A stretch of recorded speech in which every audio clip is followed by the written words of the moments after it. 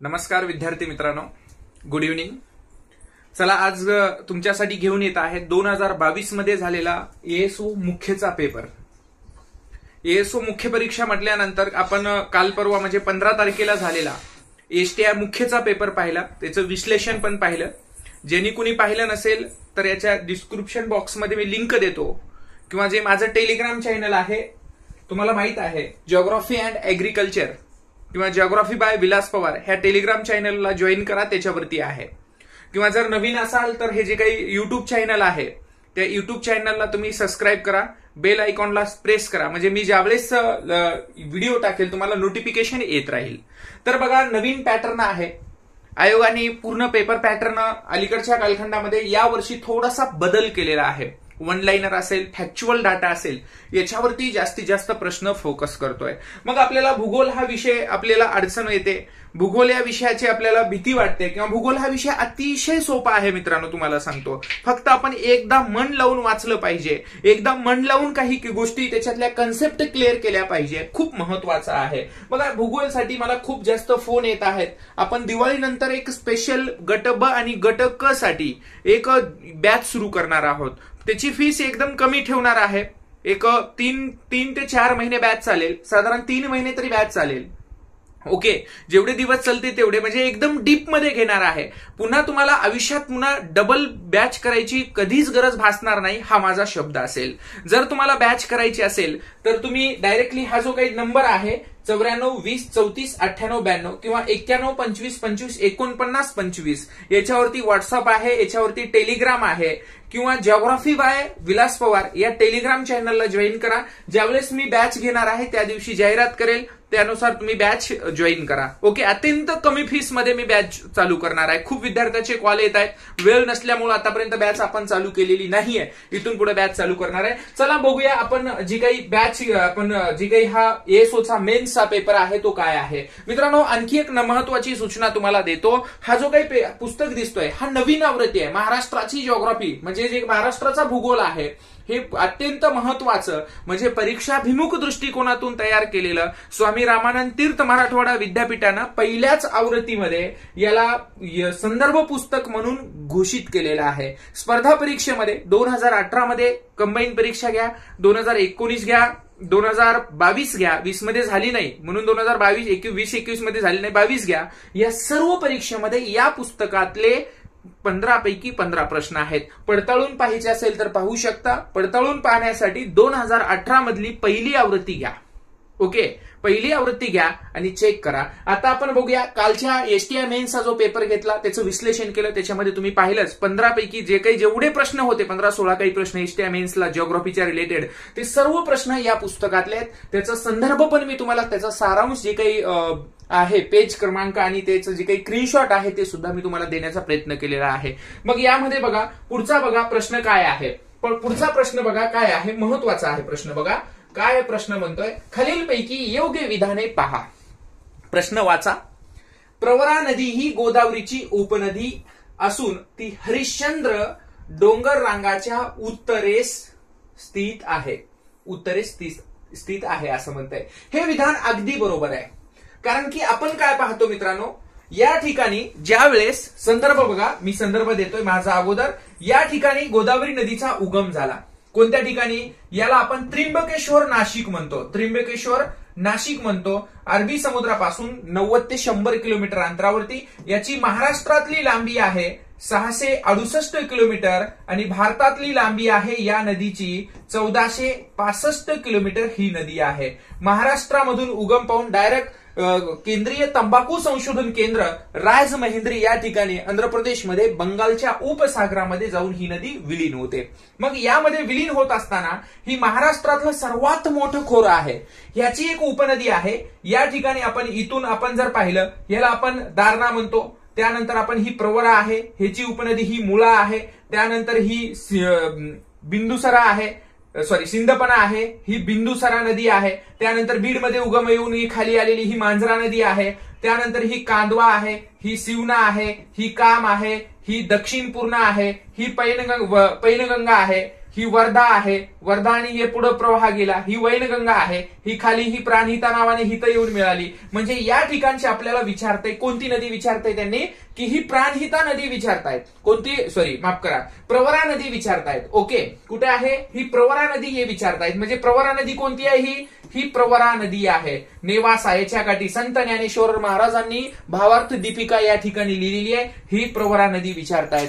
Okay, ह्या Pravara नदीवरचं famous असलेलं भंडारदरा धरण तुम्हाला माहित असेल, अर्थर सरोवर ऐकून असाल तुम्ही. म्हणजे या ठिकाणापासून एक डोंगर रांग आहे, इकून एक डोंगर रांग आहे आणि या ठिकाणी या 2 डोंगर रांगा आहेत. म्हणजे ह्या डोंगर रांगा लक्षात ठेवण्यासाठी आपल्या पुस्तकात बघा मी तुम्हाला काय सांगितलं इथं बघा, यामध्ये बघा ह्या जे काही डोंगर रांगा आहेत या हातावरती तुम्हाला मी संदर्भ दिलेला आहे. पेज क्रमांक बघा कोणता आहे ते तुम्हाला 110 पान नंबरवरती, आणि हा प्राकृतिक विभागामधला सह्याद्री पर्वत जे आहे त्याच्यातला हा मॅप आहे. स्क्रीनशॉट तुमच्या समोर घेतोय. म्हणजे पुण्यातून माळ काढली, हरिश्चंद्राने शंभूच्या गळ्यात टाकली, आपली ट्रिक्स आहे.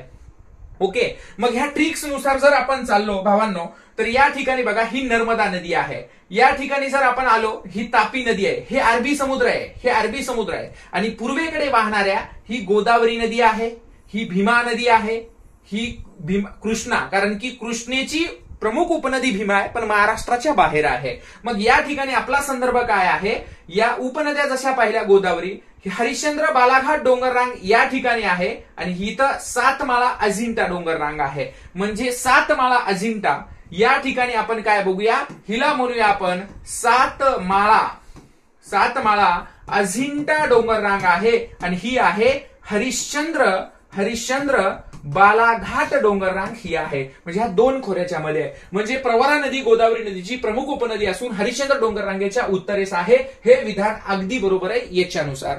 दुसरी गोष्ट बघा, वर्धा आणि वैनगंगा. आता वर्धा आणि वैनगंगा याच्यामध्येच घेतलो मी. या नदीला मी तुम्हाला पैनगंगा असं सांगितलं होतं, या नदीला मी तुम्हाला या ठिकाणी वर्धा नदी असं सांगितलो आणि या नदीला वैनगंगा असं बोललो होतो. वैनगंगा म्हणजे ही वर्धेची प्रमुख उपनदी, म्हणजे ही पैनगंगा इथं कटली. वर्धा आणि वैनगंगेचा एकत्रित प्रवाह खाली आला, या दोन्हीच्या प्रवाहाला प्राणहिता असं म्हणतात. म्हणजे ह्या वर्धा नदी आणि वैनगंगा नदी ह्या दोन्हीही कुणाच्या उपनद्या आहेत, ह्या गोदावरीच्या उपनद्या आहेत. म्हणजे हे पण विधान बरोबर आहे. म्हणजे याचे दोन्ही म्हणजे विधान अ पण बरोबर आहे, विधान ब पण बरोबर आहे. प्रश्न पर्याय क्रमांक 3 नंबरचं उत्तर आहे. आता याचा संदर्भ बघा, पुस्तकातला हा मॅप बघा. आपल्या पुस्तकामध्ये हा मॅप तुम्हाला जरूर पाहायला भेटेल की ह्या मॅप मध्ये तुम्हाला एवढं भयानक पद्धतीने मी देण्याचा प्रयत्न केलाय मित्रांनो की तुम्हाला काहीच बघायची आवश्यकता भासणार नाहीये. लक्षात ठेवा मी काय सांगतोय तुम्हाला. हे तुम्हाला एक सुद्धा वाक्य तुम्हाला दुसरं काहीच पाहायची आवश्यकता भासणार नाहीये, हे मी तुम्हाला सांगतोय जर तुम्ही व्यवस्थित केलात तर. आता हे उपनद्या दिल्या मी, प्रत्येकाच्या उपनद्या तुमच्या समोर आहेत, दिसतायत ना तुम्हाला.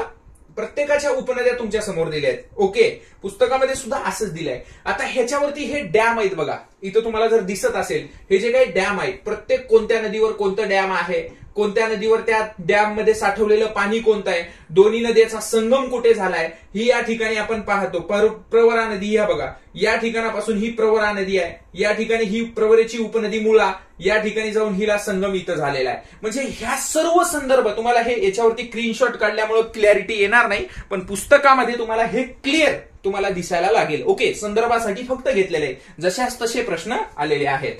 पुढचा प्रश्न घेतो, काय आहे बघा.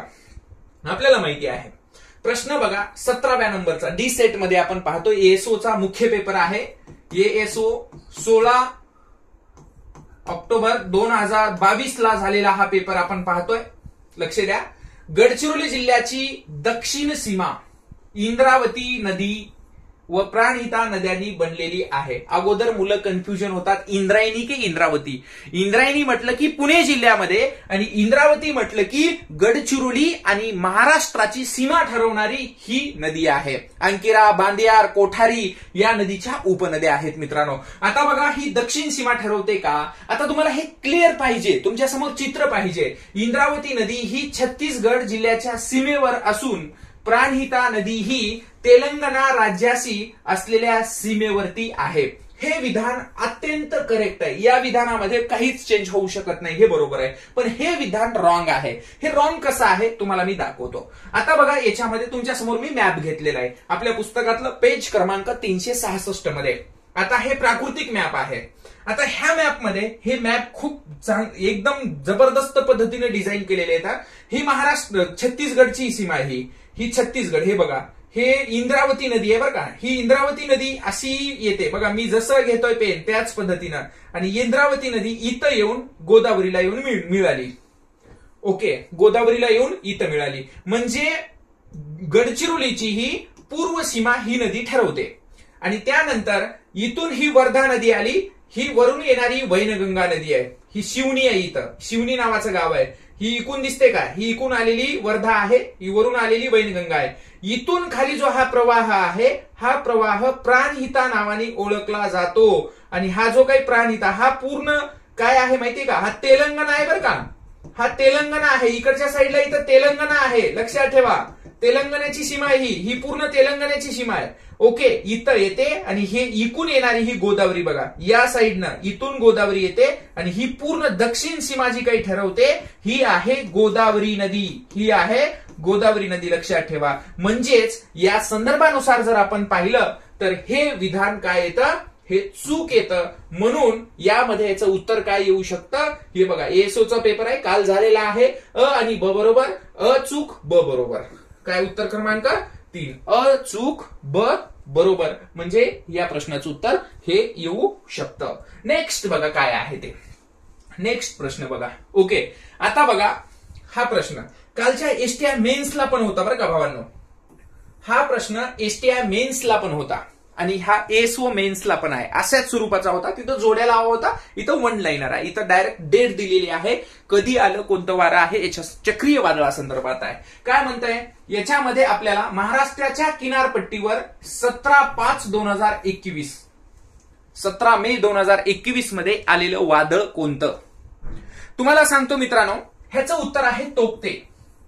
याला तुम्ही तोते नावाने सुद्धा ओळखू शकता बरं का. तोते, काही वेळेस तुम्हाला तोते नावाने सुद्धा ओळखू शकता. हे तोते या शब्दाचा अर्थ असा होतो, हे जे काही नाव दिलेलं आहे याचा अर्थ आहे सरडा. सरडा, ओरडणारा सरडा. याचा अर्थ काय आहे, ओरडणारा सरडा. सरडा आपण असं म्हणतो. Highly vocal lizard. Highly vocal lizard या सरड्याचं नाव आहे बरं का. ह्या सरड्याचा आवाज एकदम चांगल्या पद्धतीने उत्कृष्ट आहे. हे लिझार्ड जे आहे, highly occult lizard, highly occult lizard. Okay, यावरून ह्याचं नाव पडलं. याचा आवाजावरून याला तोते या नावाने सुद्धा ओळखलं जातं. हे जे वादळ आहे या वादळाचं सांगतो, 10 ते 15 मे दरम्यान हे भारताची पश्चिम किनारपट्टी, म्हणजे हे भारत आहे आपला, या ठिकाणी आहे लक्षद्वीप. काय आहे, इथं लक्षद्वीप आहे आणि इथं अंदमान निकोबार आहे. या लक्षद्वीप मध्ये हे तयार झालं 10 ते 15 मेच्या दरम्यान. मग हे लक्षद्वीप मध्ये तयार झालं. हे या पद्धतीनं महाराष्ट्राच्या किनारपट्टीवरती निघाला. मग महाराष्ट्राच्या किनारपट्टीवरती हे 16 ते 17 मेच्या दरम्यान महाराष्ट्राच्या किनारपट्टीवर आला. 18 मेला हा डायरेक्ट गुजरातच्या किनारपट्टीवरती गेला. तुम्हाला सांगतो 2019 मध्ये आलेले 5 चक्रीवादळ, 4-5 चक्रीवादळ आले होते. 2020 मध्ये सुद्धा चक्रीवादळ आले. 2021 मध्ये सुद्धा चक्रीवादळ आले. आता बघा तुम्हाला सांगतो 2018ची चक्रीवादळ मी तुम्हाला सांगतो. 2018 मध्ये सुद्धा महाराष्ट्राच्या किनारपट्टीवर चक्रीवादळ आले. सागर, मेकानू आणि लुबान. सागर, मेकानू, लुबान हे 3 चक्रीवादळ 2018 मध्ये आले. 2019 मध्ये बघा क्यार असेल, महा असेल, क्यार असेल, महा असेल, वायू असेल आणि हिका असेल. हे 4 चक्रीवादळ 2019 मध्ये आले. इथं लिहितो, तुम्हाला दिसत नसेल तर 2020 साली, 2020 मध्ये निसर्ग हा चक्रीवादळ आला. निसर्ग, ज्यांनी बांगलादेशनी याचं नाव दिलं होतं बरं का, बांगलादेश. निसर्ग आला. 2020 मध्येच हा गुलाब आला. गुलाब ह्याचं मूळ नाव आहे, पाकिस्तानने दिलेलं नाव आहे गुलाबी. गुलाबी नाव आहे. बंगालच्या उपसागरामध्ये हे वादळ आलं होतं. ह्याला मूळ नाव आहे गुलाबी. हे पाकिस्ताननी नाव दिलं होतं बरं का 2020 मध्ये. हे निसर्ग 2020चा आहे आणि हे गुलाब किंवा गुलाबी याचं मूळ नाव आहे हे पाकिस्तानने दिलेलं आहे आणि ह्याचं उत्तर आहे तोक्ते. हे जे काही चक्रीवादळ आहे हे आहे, हे तुम्ही लक्षात ठेवायचं आहे. ओके, काही विषय नाही याच्यामध्ये. आता बघा यामध्ये हे सप्टेंबर 2021 मध्ये आलं बरं का. हे सप्टेंबर 2020 मध्ये आलेलं आहे. 2020 मध्ये. ओके, लक्षात आलं 2020. ओके, इथपर्यंत गुलाब ह्याच्यावर वाद झाला होता. गुलाबी क गुलाब असं काहीतरी. ओके, हे संदर्भ लक्षात ठेवा. मी याच्यावरती एक स्पेशल व्हिडिओ बनवतो मित्रांनो. चक्रीवादळ काय आहे, चक्रीवादळांना नाव कसं द्यावं, चक्रीवादळांना नाव नेमकं कोण देतं, ह्याचे नाव देण्याची पद्धत काय आहे, कसं आहे. आता बंगालच्या उपसागराला तयार झालेल्या चक्रीवादळाला गुलाबीला पाकिस्ताननी नाव दिलं. पाकिस्तान अरबी समुद्राच्या बाजूला आहे वरती. ओके, उतरेला आहे. मग ह्याला बंगालच्या उपसागर ह्याचा संबंध काय आहे, तर ह्याचा एक झोन असतं. उत्तर पॅसिफिक झोन मध्ये आपण येतो. याच्यामध्ये जे काही 8 देश आहेत ते कोणकोणते 8 देश आहेत, त्या 8 देशांची यादी असते आणि त्या पद्धतीनं ते ह्याचं नाव दिलेलं असतं. आता पुढचा संदर्भ बघू. याच्यामध्ये तुम्हाला सांगतो पुढचा संदर्भ बघा काय आहे. बघा याच्यामध्ये हा जो आहे 2019 ह्याची डिटेल्स बघू शकता बरं का आपल्या पुस्तकामध्ये. मला वाटतं हवामान टॉपिक मध्ये ह्याची डिटेल्स बरं का. जर तुम्हाला पुस्तकामध्ये नाव कसं देतात, काय आहे, कोणते चक्रीवादळ आहेत, ह्याची पूर्ण डिटेल्स हवामान टॉपिक मध्ये ह्या प्रश्नाची आपल्या पुस्तकात बघा. आता महाराष्ट्राच्या घाटांचा उत्तरेकडून दक्षिणेकडे क्रम. आता घाट म्हणजे काय, आता आपल्याला माहित आहे घाट म्हणजे आपण खिंड पण म्हणू शकतो बरं का. घाट म्हणजे खिंड. बाजी प्रभू देशपांडे यांनी लढवलेली खिंड. घोड खिंड, पावन खिंड, पिक्चर पण पाहिला, सगळंच पाहिलं आपण. म्हणजे 2 डोंगरांच्या मधला जो चिंचोळा पट्टा असतो त्याला खिंड किंवा आम्ही घाट म्हणायला लागतो. तेही आमचं पाहून झालं मास्तर. मग यामध्ये जे काही खिंड आहे ह्या खिंडांची एक ट्रिक्स आहे. आपली एक ट्रिक्स आहे माझी. ह्या ट्रिक्सचा मी वापर नेहमी करत असतो माझ्या विद्यार्थ्यांना सांगत असताना. थ बो ता व र कु आ फो आ. बरोबर आहे.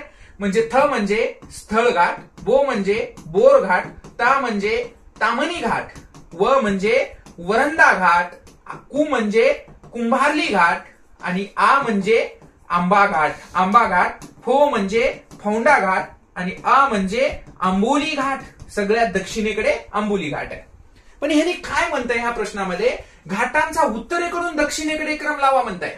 मग यामध्ये बघा पहिलं काय, कुंभारली घाट आणि आंबा घाट. इथं कुंभारली घाट आणि आंबा घाट ही चान्स आहे. इथं आंबोली घाट आणि फौंडा घाट. इथं आंबोली खालीवर, ह्या लास्टच्या ह्याच्यामध्ये हे दोन्ही बसत नाहीत म्हणून हे चूक आहे. इथं बघा सेकंड कुंभारली घाट करेक्ट आहे, आंबा घाट करेक्ट आहे. ही कुंभारली घाट, हे आंबा घाट आपल्या ट्रिक्स नुसार जशाच तसं आलेलं आहे. तुम्हाला दाखवतो मी संदर्भ. फौंडा घाट हे बघा, आंबोली घाट हे फौंडा घाट, आंबोली घाट. संदर्भ बघायचा आहे तर इथं बघा, काहीच नाही, टेन्शन नाही घ्यायचं. घाटांचा क्रम उत्तरेकडून दक्षिणेकडे. हे तर ट्रिक्स लक्षात येते ना. ही ट्रिक्स इथं दिसतंय नाहीये, हे दिसतंय का, हे दिसायला ना थोडंसं अंधक दिसत असेल कारण की स्क्रीनशॉट हे फोटो नाही काढलेले मी, डायरेक्ट पीडीएफ होती त्याची स्क्रीनशॉट मारलेला आहे. ओके, आता थबोतावर कुवाफो हे आहे. याच्यामध्ये बघा हे इथं बघा, कु म्हणजे कुंभारली घाट 1 नंबरचा आता आपण पाहिलेला, 2 नंबरचा इथलंच आंबा घाट, 3 नंबरचा हा फौंडा घाट आणि 4 नंबरचा आंबोली घाट. मला सांगा जशाच तसा प्रश्न आहे का नाही पुस्तकात बघा.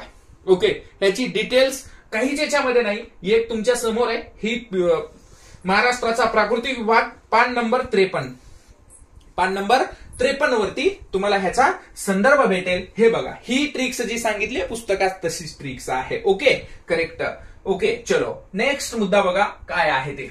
इथं बघा, हा प्रश्न थोडासा डेंजर आहे पण मुलांना सतवणारा आहे. बघा काय आहे याच्यामध्ये बघा. जालना जिल्हा हिंगोली जिल्ह्याच्या पूर्वेस आहे.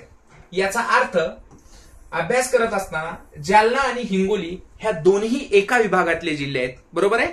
यामध्ये म्हणजे याचा विभाग म्हणजे औरंगाबाद विभाग, म्हणजेच याला आम्ही म्हणूया छत्रपती संभाजीनगर. औरंगाबाद कंसात ठेवा, छत्रपती संभाजीनगर आमचा जिल्हा. ओके, आता छत्रपती संभाजीनगर जे आहे याच्यामध्ये औरंगाबाद विभाग आहे, याला छत्रपती संभाजीनगर आम्ही म्हणतो. यामध्ये 8 जिल्हे आहेत.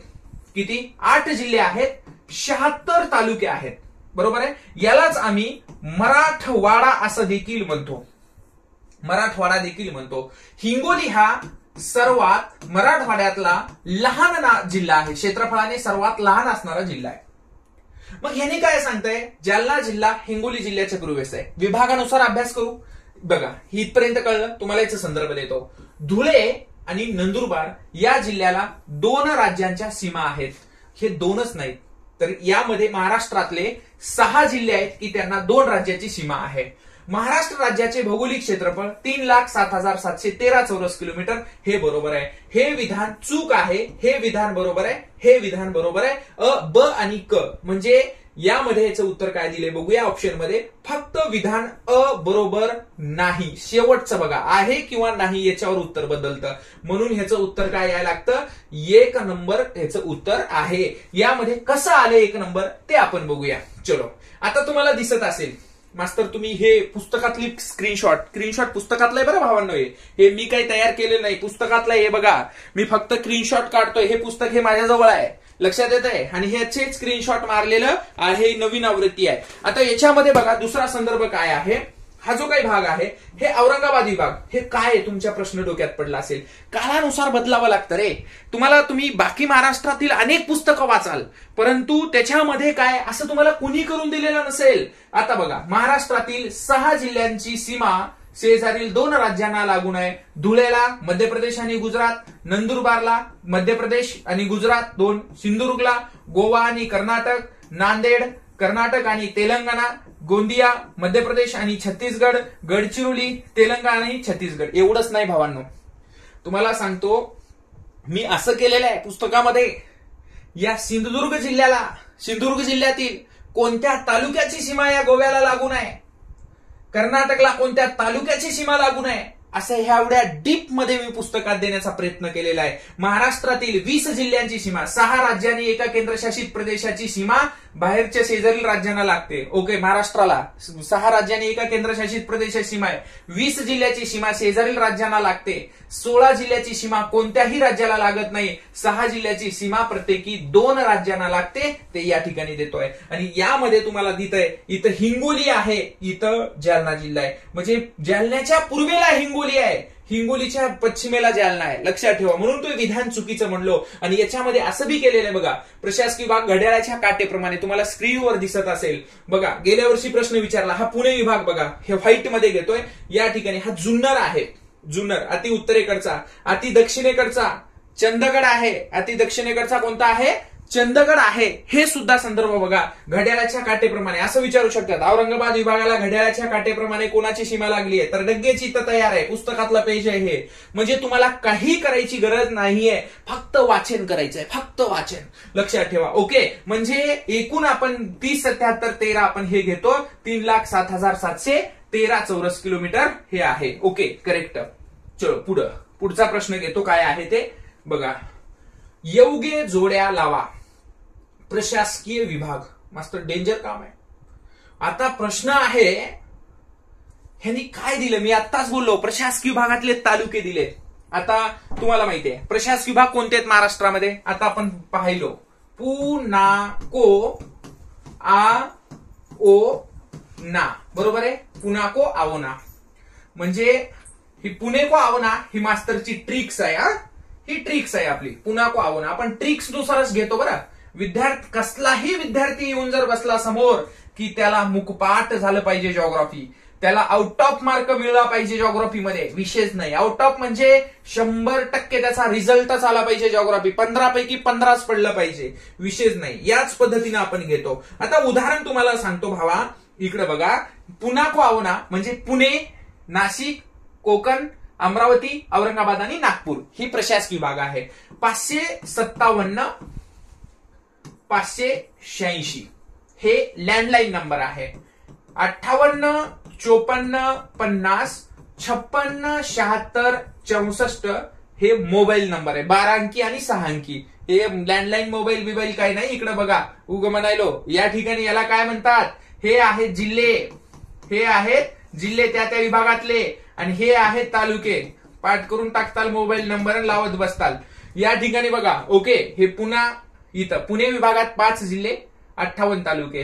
नाशिक विभागात 5 जिल्हे, 54 तालुके. कोकण विभागात 7 जिल्हे, 50 तालुके. म्हणजे हे ट्रिक्स नुसार उतरता क्रम चढता क्रम कसा आहे, एकदम भयानक ट्रिक्स आहे. पुस्तकात जशाच तशा आहे. ओके, जशाच तसा आहे. आता हे मी काय सांगतोय मास्तर, अमरावती विभागात बघा, इथं बोललोय अमरावती विभागामध्ये 5 जिल्हे आहेत. या 5 जिल्ह्यात 56 तालुके आहेत. या 5 जिल्ह्यातला या अमरावती मधला इथं तालुका कोणता आहे असं हे सांगतायत. ओके, आता बघा अमरावतीमध्ये इथं बघू आपण. अमरावतीमध्ये ह्या 56 मध्ये इथलं घाटंजी नावाचा तालुका आहे. आणि ह्या 5 मध्ये ही घाटंजी म्हटलं की यवतमाळ आहे. कुठे आहे? घाटंजी म्हटलं की यवतमाळ. बरोबर ना रे? यवतमाळ मध्येच असेल घाटंजी ना, बरोबर ना? आता बघा त्यानंतर तुम्हाला सांगतो. ओके, त्यानंतर सेकंड क्रमांकाला आपण बघूया नागपूर. पेन दुसरं बदलू का रे? हा, पेन बदलू ना दुसरं. नागपूर. आता नागपूर विभागामध्ये एकूण 6 जिल्हे आणि 64 तालुके. यामधले 64 तालुक्यापैकी हे 1, 2, 3 पैकी कोणता तालुका राहिलाय ते आपल्याला बघायचंय. नागपूर मधला कोणता तालुका राहिला. आता भिवापूर हा नागपूर मध्येच आहे बरं का. प्रॉपर नागपूर जिल्ह्यातलाच तालुका आहे हा. नागपूर विभागातला म्हणजे नागपूर जिल्ह्यातलाच आहे. ओके, भिवापूर तालुका राहिला. औरंगाबाद. आता याच्यामध्ये खालापूर आणि सेनगाव म्हटलं औरंगाबाद विभागातलं सेनगाव तालुका आपल्याला घ्यायचंय. सेनगाव कोणता घ्यायचंय? सेनगाव घ्यायचंय. आता हे सेनगाव हिंगोलीमध्ये आहे बरं का. हे सेनगाव कुठं आहे? हिंगोली जिल्ह्यातला तालुका आहे सेनगाव. म्हणजे औरंगाबाद विभागातला. कोकणातला इथं खालापूर तालुका. कोकणामध्ये असलेलं खालापूर तालुका. आता खालापूर तालुका हे कोकणामध्ये आहे पण हे रायगड मध्ये आहे. बघा लक्षात घ्या. म्हणजे इथं अच काय आलं पाहिजे? 4 आलं पाहिजे. आता अच 4 कुठे आहे? इथं कटलं, हा पण कटलं, 1 किंवा 4 आलं. आता बच काय आलं पाहिजे? बच 3 आलं पाहिजे. बच 3 इथं आहे पण इथं पण आलंय, दोन्ही मध्ये आलंय. कच 2 पाहिजे. कच 2 इथं पण आलंय, इथं आलंय पण इथं आलं नाही. बरोबर आहे? 4 मध्ये आलं नाही. म्हणून याचं उत्तर क्रमांक काय लिहावं लागेल? 1 नंबर लिहावं लागेल. तुम्हाला तालुके आहेत ना, हे यांनी प्रशासकीय विभागात तालुक्यावर 2 प्रश्न विचारले आणि एएसओला किती विचारले? 2 प्रश्न विचारले. आता ह्याचा संदर्भ बघा कसं लक्षात ठेवायचं आहे. हे मी जिल्हे दिलेत बघा. ह्या टाईपनं मी पुस्तकामध्ये आपल्या या टाईपने मी जिल्हे दिलेत. कोणत्या टाईपनं? ह्या. आता बघा इथं हे कोणतं आहे? हे लोकेशन कुठलं आहे? हे हिंगोली जिल्हा आहे. हिंगोली मधलं इथं सेनगाव मी दिलंय. हे सेनगाव बघा, हे हिंगोली जिल्हा आहे. म्हणजे इथं कोण आहे? हे जळगाव मधलं. आपल्याला काय विचार? 15 तालुके आहेत. पाठ करत परेशान व्हावं लागते. मग नजर मारा घड्याळाच्या काटेप्रमाणे. इथं काय? बीड जिल्हा आहे. हे घड्याळाच्या काटेप्रमाणे सुद्धा इथं यवतमाळ, नांदेड, इथं नांदेड आहे, इथं परभणी आहे, इथं बुलढाणा, जालना, हे संदर्भ मी या ठिकाणी दिलेलं आहे. करेक्ट? हे पाहून घ्या व्यवस्थित, पुस्तकामध्ये डिटेल्स मध्ये पाहून घ्या. सेकंड इथं बघा, हे डेंजर क्वेश्चन आहे थोडस, कारण की याचं उत्तर मला वाटतं 2001 आणि 2011 हे मी उत्तर पाहिलं आहे त्यांच्या वेबसाईटवरती. ठाणे जिल्ह्याची वेबसाईट बघा आणि त्याच्यामध्ये त्यांनी वेबसाईटवरती 2011ची लोकसंख्या दिलेली आहे. ठाणे जिल्ह्याच्या वेबसाईटवरती त्यांनी असं सांगतायत की याचं उत्तर सांगतायत 37 आणि 51. 37 आणि 51, कारण की याच्यामध्ये काही शहर 2001 नंतर 2001 नंतर 3 वर्षामध्ये डायरेक्टली कशामध्ये करून टाकली त्यांनी? ठाणेमध्ये मुंबई जी काही उपनगर आहे त्याच्यातले काही शहर ठाणेमध्ये देऊन टाकली. ओके, म्हणून याचं उत्तर यायला लागतं. हे 3 नंबरचं याचं उत्तर आहे. लक्षात ठेवा. Okay, correct. त्यानंतर आला बघा त्याच टाईपचा प्रश्न आला. आता जे टाईप होतं ना, फक्त इथं आता डायरेक्ट जिल्हे विचारले. यांनी कुठले विचारले जिल्हे? फक्त विदर्भातले विचारले. बघा, गडचिरोली मधला तालुका विचारला, चंद्रपूर मधला विचारला, गोंदिया मधलं विचारला आणि भंडाऱ्यामधलं विचारला. आता तुम्हाला ह्याच्या संदर्भासाठी मी आताच म्हणलो, ह्याचा संदर्भ तुम्हाला मी देऊन टाकलेला आहे. म्हणजे आता जे काही मॅप आता पाहिले आपण, आता बघा या ठिकाणी जे काही गडचिरोली वगैरे मॅप आहे इथं आपण पाहिलो. जर आणखी पाहायचं असेल तर आपण पाहू शकतो. जर तुम्हाला गडचिरोलीचा मॅप काय आहे, चंद्रपूरचा मॅप काय आहे, एकाच सेकंदामध्ये मी तुम्हाला दाखवू शकतो. यामध्ये बघा हे पुस्तकातलेच मी स्क्रीनशॉट वगैरे काढलेले आहेत. यामध्ये हे बघा, हे कोकणातले आहेत.